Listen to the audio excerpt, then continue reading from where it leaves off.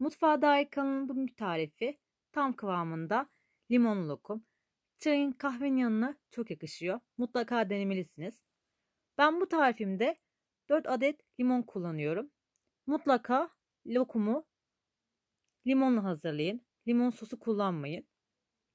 Limonlarımı sıkıyorum. Ben sıkacak kullandım. Siz isterseniz robotla kullanabilirsiniz.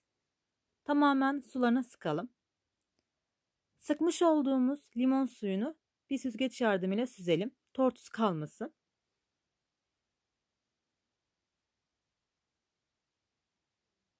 Bir su bardağı yeterli olacaktır bu tarif için.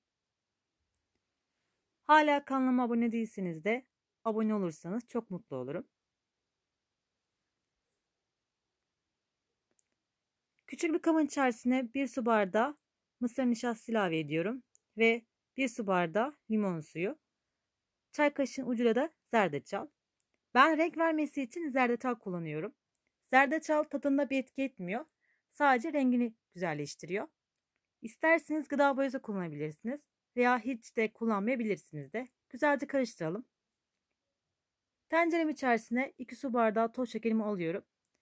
Üzerine 1 su bardağı su. Ben 200 ml su bardağı kullanıyorum her tarifimde. Şeker eriyene kadar devamlı karıştıralım.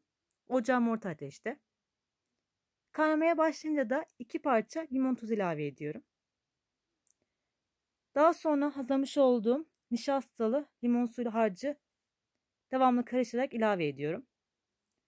Bu esnada ocağım orta ateşte. Mutlaka nişasta karışımını koyduktan sonra devamlı karıştırın. Kesinlikle topaklanmasın. Biliyorsunuz nişasta hemen topaklanıyor. Gördüğünüz gibi kıvamına gelmeye başladı. Devamlı karıştırın ki topaklanma olmasın. Ben devamlı karıştırıyorum çünkü hemen dibini tutabiliyor. Gördüğünüz gibi kıvamına gelmeye başladı. Orta ateşte olması gerekiyor ocağınızın.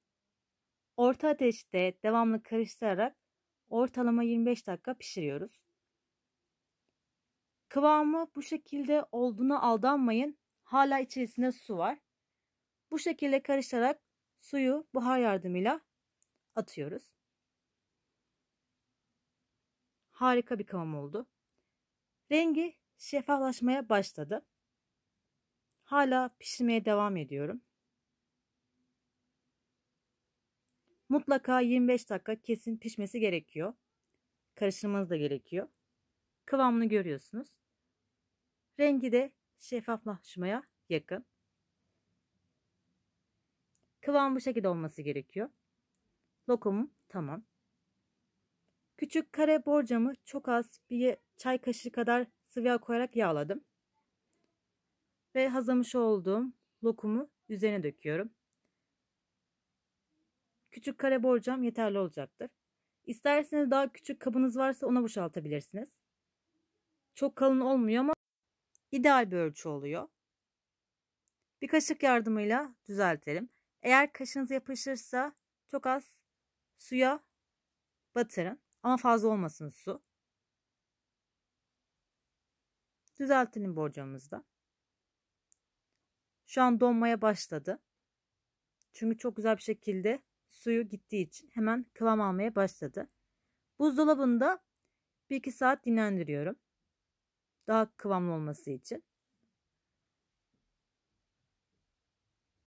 Lokumumu dolaptan çıkardım. Harika bir şekilde kıvamına geldi. Tezgahıma çok az nişasta döktüm ve kalıptan çıkartıyorum lokumumu. Kıvam muhteşem oldu. Hiçbir şekilde kopma olmadı gördüğünüz gibi.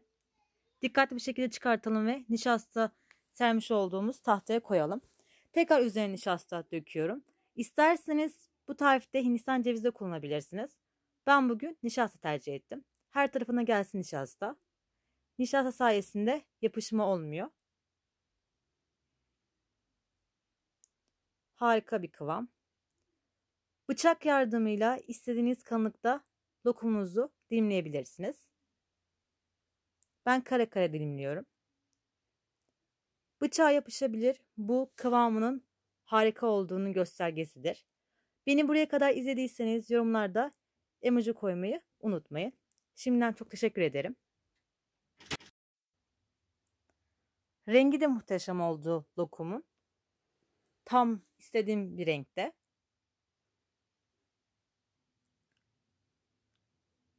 Tarifimi sevdiklerinizle paylaşmayı unutmayın. Onlar da muhteşem bu lokumu denesinler. Evdeki malzemelerle tam da limonun bol olduğu zamanda herkes yapması gereken lezzetlerden bir tanesi. Size bir tanesi yakından göstermek istiyorum. Gördüğünüz gibi kıvam muhteşem, rengi de öyle. Kenarlarını tekrar nişastaya bulayalım. Harika bir kıvam. Diğerlerini aynı şekilde tamamlayarak tabağım içerisine alıyorum. Harika bir lokum oluyor. Dışarıdan aldıklarımızdan daha lezzetli, dişinize gelmiyor. Bir oturuşta bütün lokumu yiyebilirsiniz. O kadar lezzetli oluyor. Önümüzdeki zamanlarda ben diğer meyvelerden de lokum hazırlayacağım. Takipte kalın. Sizler de hangi meyvenin lokumunu yapmamı isterseniz yorumlarda yazarsanız çok mutlu olurum. Böyle tariflerin devamı için Mutfağa Dair kanalıma abone olmayı, bildirimler zilini açmayı unutmayın. Farklı tariflerde görüşmek dileğiyle. Hoşça kalın, sağlıklı kalın.